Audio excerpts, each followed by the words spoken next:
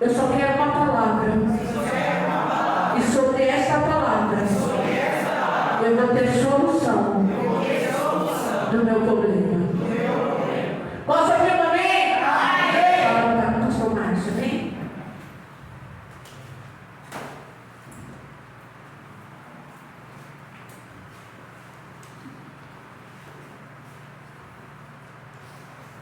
Glória a Deus. Salve a igreja, uma paz do Senhor Jesus. Amém. Deus, Ele é tão bom, tão maravilhoso. A porta que Deus abre, ninguém pode fechar. Mas a porta que Deus fecha, ninguém pode abrir. Porque Deus, quando Ele promete algo, quando Deus promete uma bênção, quando Deus diz que vai abençoar, o inferno pode se levantar contra a sua vida. Pessoas podem chegar e dizer: ei, você vai ser mandado embora. Ei, você não tem solução para o seu caso. Mas quando Deus diz sim, ninguém pode retroceder as palavras de Deus.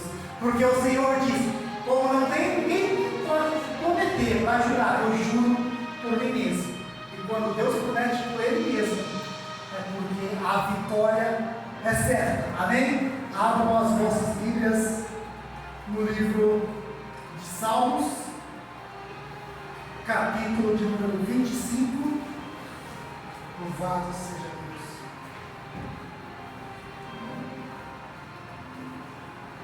Salmos, capítulo de número 25. Quem encontrou, diga amém? Amém. Louvado seja Deus.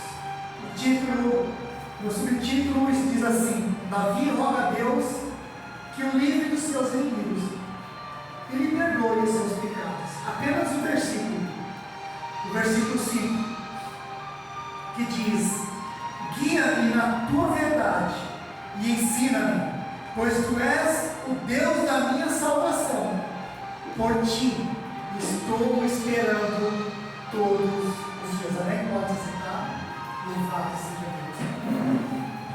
Deus. Deus é tão maravilhoso, Deus é tão tremendo, que não importa o que aconteça, não importa o que façamos, não importa quanto tempo nos afastamos da presença de Deus, se nós clamarmos a Deus com toda a sinceridade, com todo o coração, rasgando o nosso coração e sendo sincero a Deus, Ele nos ouve dos altos céus. Abraão, depois de separar do seu sobrinho Ló, ele olha, chega numa montanha e ele começa a falar com Deus, porque Deus tinha dito que iria destruir a cidade de Sodoma e Gomorra, uma cidade onde o povo fazia o que queria, como queria, e não respeitava ninguém que viesse e dissesse qualquer palavra sobre Deus.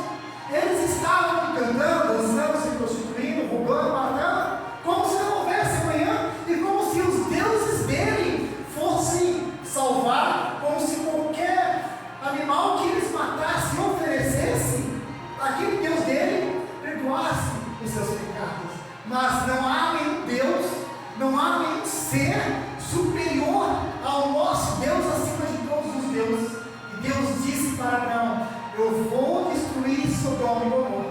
Só que o sobrinho dele e a sua família tinha ido até Sodoma e Gomorra morar, porque ele achava que a cidade estava construída e já tinha tudo. Então Ló escolheu aquela cidade e Abraão escolheu as campinas, onde não tinha nada. Ele iria começar do zero, ele iria plantar um arroz, um feijão, uma couve, uma batata, e irrigar, cuidar, para poder ver o crescimento, comer, colher e comer daquela terra. E Ló não queria isso. Ele não queria se dar o trabalho de chegar numa terra, limpar aquela sujeira, preparar a terra, abrir os buracos, colocar a semente, novamente fechar, começar a regar, e todos os dias, durante muito tempo, fazer o povo. O povo, hoje em dia, ele é da mesma maneira. Ninguém quer passar por um processo, ninguém quer o tempo certo e determinado de plantar e colher, porque para plantar é necessário você limpar a terra suja,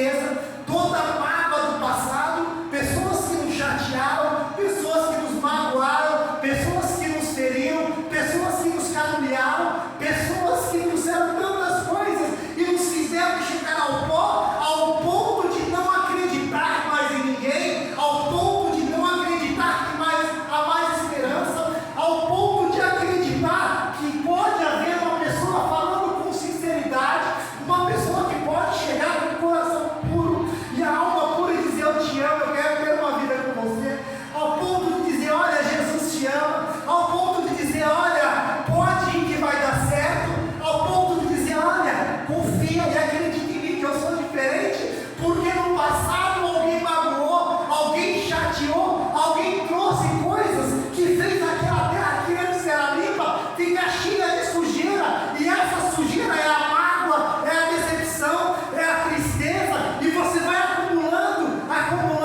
e qualquer pessoa que chegue até você, você não vai dar oportunidade, qualquer pessoa que chegue até você, você vai desconfiar, pessoas que podem fazer diferença na sua vida, você vai chegar e vai dizer: eu não acredito, eu não confio, e você vai estar perdendo uma bênção que o Senhor trouxe até você. Ló não queria passar por esse processo de riqueza. Ele achou que aquela terra de Sodoma e Gomorra estava bom. Já tinha os comércios, já tinha as casas prontas, já tinha a comida, já tinha tudo. Era só chegar lá e comprar e pegar. Abraão não. Abraão viu uma terra que ele podia preparar, que ele poderia ter caminho, cultivar, plantar, regar todos os dias, e ele vê o crescimento daquilo. Uma relação entre homem e mulher é a mesma coisa. Todo dia tem que ter aquele carinho, tem que ter aquele: eu te amo, eu acredito em você, vamos fazer a diferença. Quando se tem isso, você começa a transmitir para aquela pessoa que você confia nela, e ela começa a transmitir para você que você pode confiar também. A relação com Deus é a mesma maneira. Você vai dizer para Deus que Deus pode confiar em você conforme as suas ações, conforme as suas atitudes.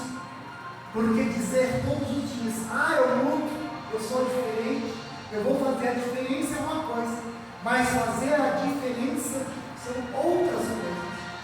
Então, quando você começa a rasgar, abrir o seu coração, a rasgar ele e dizer: Senhor, eu sou falho, eu pequei, eu errei, Senhor. O Senhor me avisou para não trilhar e não andar por esse caminho. O Senhor me avisou que aquilo não era para mim. E eu fui e peguei com as próprias mãos, porque as minhas vistas era lindo, era bonito e era agradável. Parecia doce como mel. E quando eu coloquei a minha boca, desceu como vinagre e como ferro, que bateu no estômago, deu azia, deu gastrite, deu ânsia. E a nossa vida com Deus é assim. Quando erramos, quando pecamos, quando se desviamos, Deus começa a olhar para nós diferente. O Espírito Santo se afasta. A mão, a graça e o favor de Deus se afasta, mas o cuidado dele não se afasta. Porque ele sabe que em determinado momento você irá voltar.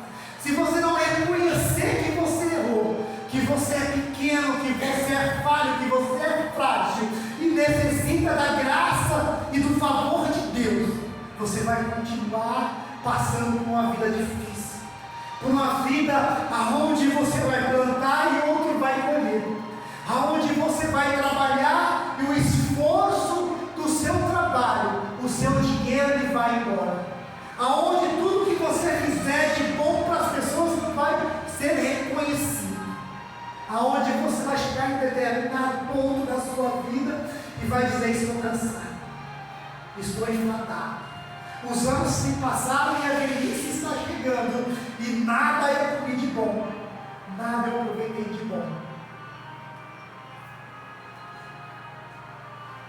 Abraão, ele começa a falar com Deus e diz: Senhor, se tiver um justo, se tiver 100 justos ali, se tiver um justo, o Senhor perdoaria? Perdoaria. Senhor, se tivesse 2 justos, perdoaria. Se tivesse 100 justos, Abraão, falando do seu filho? Sim, Senhor. Salva-o. Então Deus envia um anjo para aquela terra. Ele envia 2 anjos e diz: olha, vai lá e traz Ló e a sua família. Era tão nítido aqueles anjos, que as pessoas daquela cidade começaram a ver aqueles anjos como homens, começaram a ver aquele ser de Deus face a face, porque ele tinha se mostrado para aqueles homens e tinha se mostrado para Ló que iria destruir aquela cidade. Aquelas pessoas começaram a ver aqueles 2 homens, aqueles 2 anjos como inimigo. Eles chegaram, pegaram Ló e disseram: vamos, porque a cidade vai ser destruída. Não olhe para trás.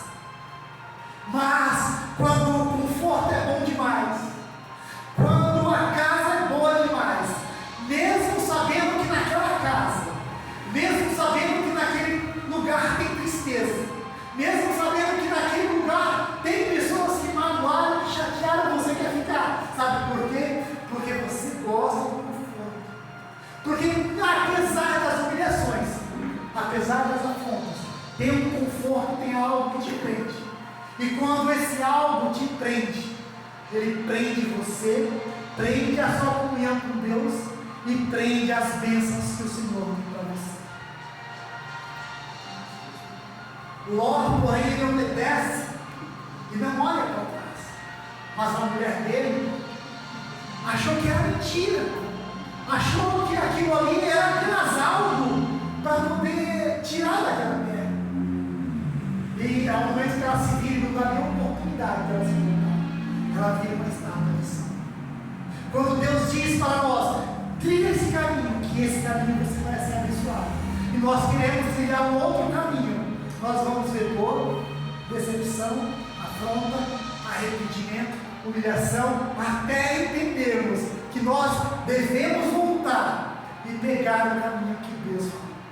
E quando nós voltamos e começamos a trilhar aquele caminho que Deus falou, e vemos que as coisas se tornam diferentes, mais fáceis, tem luta, sim, mas são mais fáceis porque Deus está no controle, no comando de tudo, e resolvemos obedecer. Aí nós começamos a pensar: por que eu não obedeci? Mas aí o porquê, o será, já passou. O que nós temos que fazer é, daqui para frente, começar uma nova caminhada, uma nova trilha, um novo segmento.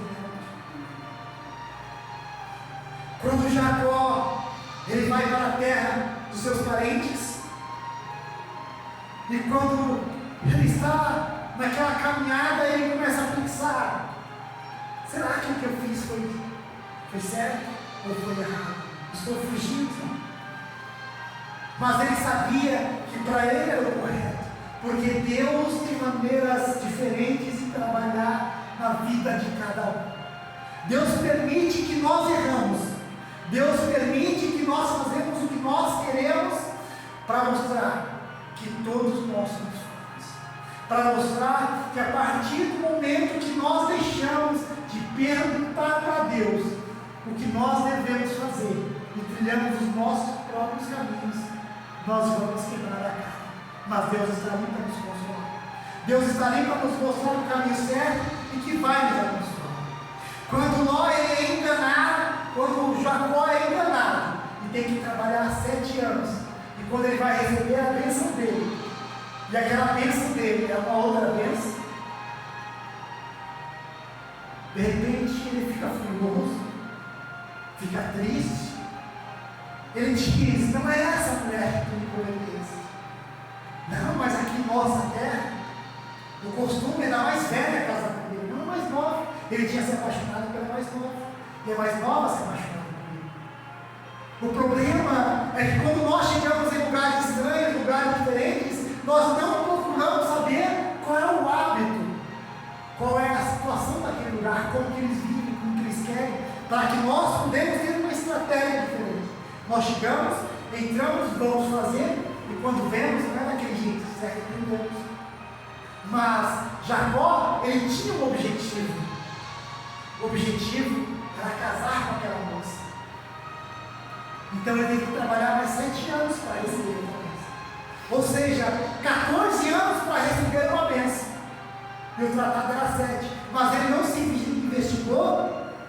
se realmente era aquilo. Se ele tivesse investigado, se ele tivesse procurado saber que a mais velha deveria casar primeiro, ele teria feito um outro tipo de acordo. Ele teria dito: olha, então vamos, eu trabalho 7 anos pelas duas. Ou eu trabalho 3 anos e meio pela mais velha e mais 3 anos e meio pela mais nova. Mas ele achou bom, ele achou agradável. Ou seja, o que nós fazemos de errado volta para nós, mas cedo ou mais tarde. Isso é a lei de Deus e a lei da vida, porque nós vamos pagar aqui, vamos colher aqui e vamos comer aqui o que nós fizemos atrás. Pode se passar 10, 20, 30 anos, uma hora a conta chega, e quando a conta chegar e você pagar, aí Deus diz: já cobrei de você aquilo que era para ser cobrado. Mais para frente nós vemos um povo cativeiro, um povo cativo dentro da terra do Egito, que já não clamava, não orava, não buscava. Um povo que já tinha se acomodado e esquecido de Deus. Então Deus pegou e largou a mão daquele povo, deixou eles viverem como eles queriam. Aquele povo começou a apanhar, começou a sofrer, começou a morrer, até que um dia alguém disse: ei, Deus prometeu que iria nos dar uma terra que manda leite e mel. Vamos clamar esse Deus, vamos reunir o povo. E começou a bater na porta de bem, vamos se reunir. Que dia? Hoje, vamos se reunir hoje à noite. Vamos chamar o povo para comemorar, para clamar, nos ajuda, vai bater na porta. E o outro quando viu, tinha uma multidão, chamando aquela multidão, o que nós devemos fazer? E vamos entrar em oração, vamos começar a clamar pelo favor de Deus, vamos começar a clamar pelas bênçãos de Deus, vamos começar a clamar pelo reino celestial, vamos começar a clamar para que Deus faça algo bom e diferente para nós, porque Deus nos fez uma promessa. Então Deus ainda não se esqueceu, nós se esquecemos e deixamos de clamar.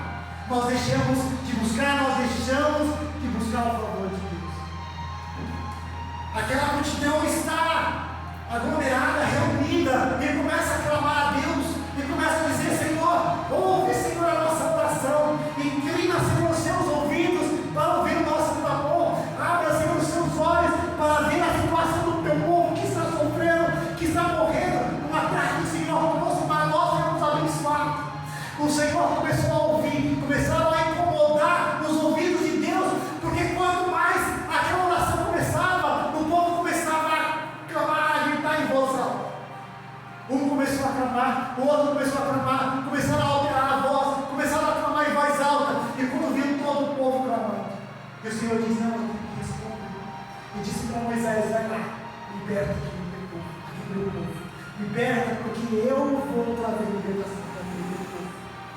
Mas alguém vai duvidar e diga: o grande eu sou que me enviou. Porque Deus tinha se revelado para José, dizendo: vai chegar um tempo em que vão querer saber quem eu sou. Diga: o grande eu sou.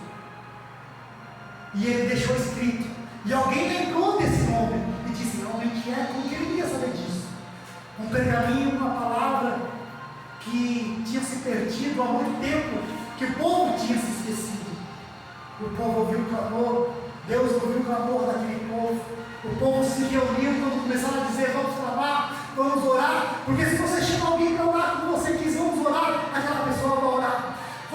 Vamos orar também, vamos orar. Então o povo se reuniu. Mas quando ninguém toma uma atitude, quando ninguém toma o primeiro passo, o povo se acomoda. Aí chegamos mais para frente no tempo de Jesus, no tempo de Davi. Está lá aquele Golias, aquele gigante tenebroso, violento, dizendo: ei, não tem ninguém que vai enfrentar? Se acovardaram, estão com medo. O rei escondido na cabana, aqueles soldados metidos a valente, fortes, tudo lá. Os irmãos de Davi lá, metidos a guerreiros também lá. Se tivesse uma fralda para cada um, ele ia ficar cheio. Aí ele vai lá Davi e ouve aquelas palavras e procura saber, ninguém vai tomar uma atitude. Aí os irmãos de Davi, que viu Davi sendo ungido ele, que ficaram com ciúmes porque eles acharam que deveria ser um deles, porque eles eram o irmão mais velho. Na concepção deles, por serem mais velhos, eles deveriam ser o rei, e não Davi, o menor, o mais novo, aquele que o pai mandava lá das montanhas para esconder, porque era diferente, porque era baixo, porque tinha sardas, porque era ruivo, porque não era guerreiro. O que você faz aqui? Só vim trazer a comida, mas vocês não deixaram esse homem, esses seres enfrentar vocês, falar assim com vocês. Aí ele procurou investigar, usou uma estratégia diferente. Ei, o que o rei vai dar para alguém que matar aquele gigante? Ele não foi lá e disse, eu vou matar. Não, ele queria saber o que iria ser dado. Sabe por quê? Porque ele queria algo para a família dele. E disseram, olha, aquele que enfrentar o gigante, a sua família não vai pagar mais imposto, a minha família vai economizar. A minha família vai trabalhar, vai plantar e vai colher, não vai ter que pagar tributo ao reino. Gostei. O que mais? Também vai dar filho em casamento. Vai ter uma filha em casamento, vai fazer parte da linhagem real. Legal, então eu vou enfrentar o gigante. Aquela pessoa começa a olhar para Davi e diz, você, franzino, sujo. Quando os irmãos dele olham, eu não acredito que ele vai querer fazer isso também. Alguém sempre vai desacreditar no que você pode fazer, no que você é capaz quando Deus te der autoridade. Quando Deus te der autoridade, as pessoas vão ver em você e olhar como que essa pessoa é capaz. Mas a autoridade, o espírito de ousadia da parte do Senhor será sobre a sua vida, que ninguém vai poder te parar, ninguém vai poder te tocar, porque o Senhor te deu um espírito de ousadia, de coragem. E aquele que é corajoso não para diante de qualquer palavra de afronta. Assim Davi fez, ele não parou por qualquer palavra que disseram. Ele desce ao vale, aquele gigante olha para ele, você vem comigo? Você vem comigo?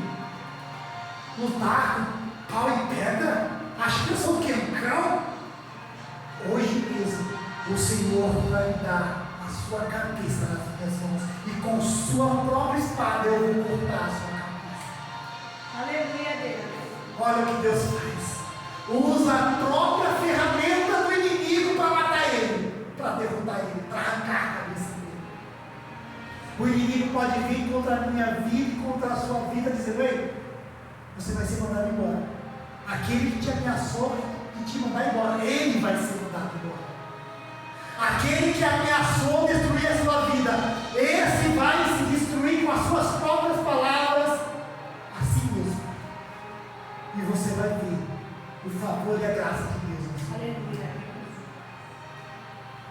Aquele povo olha o gigante caído no chão, Davi pegando a espada e cortando-lhe a cabeça, aí o povo começa a gritar, ei Davi, Davi, agora Davi era o cara, agora Davi era bom, agora Davi era o magistral.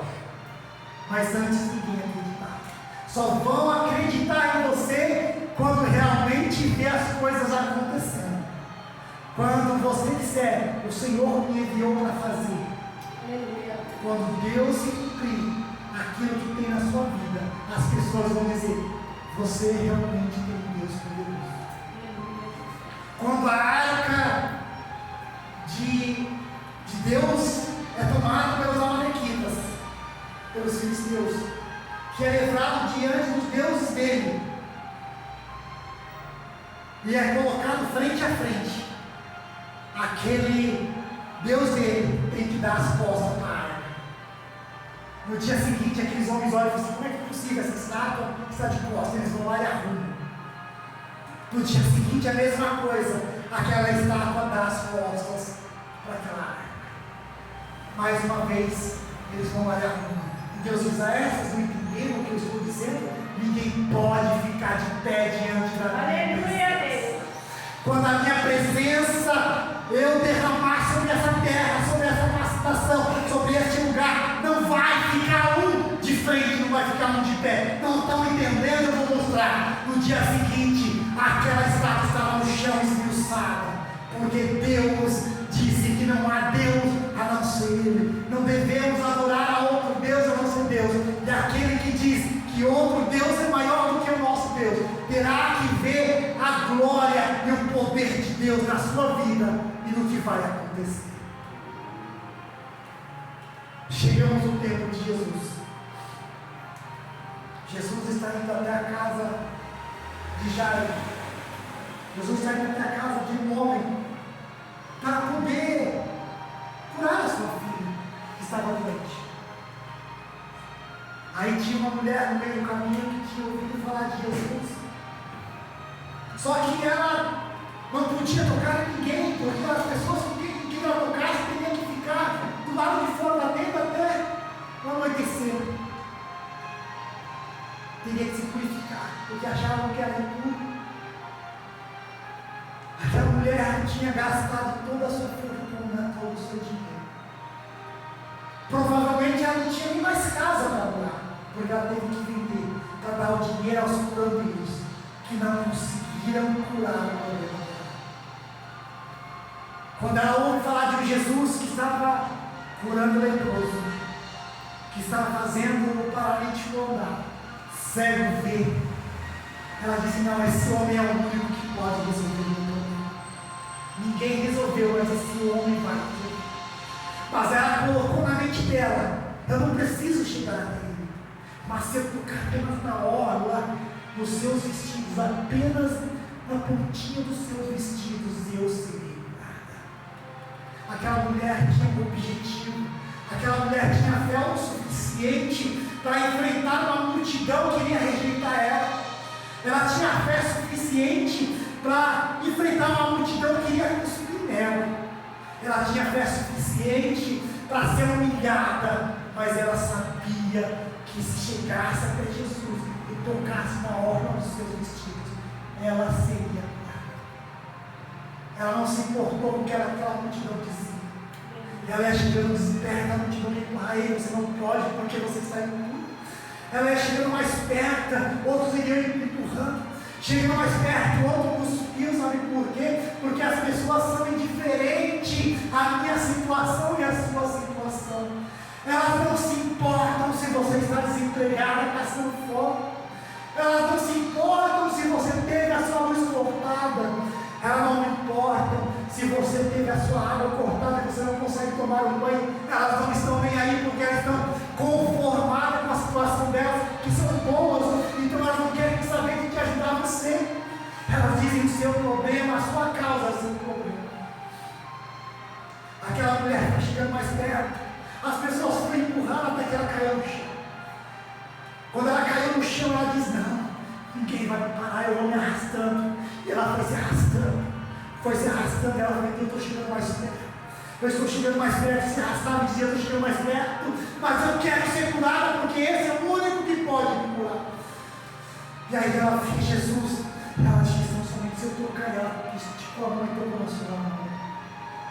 Naquele momento que ela toca na sua mão, ela vê a diferença do corpo dela.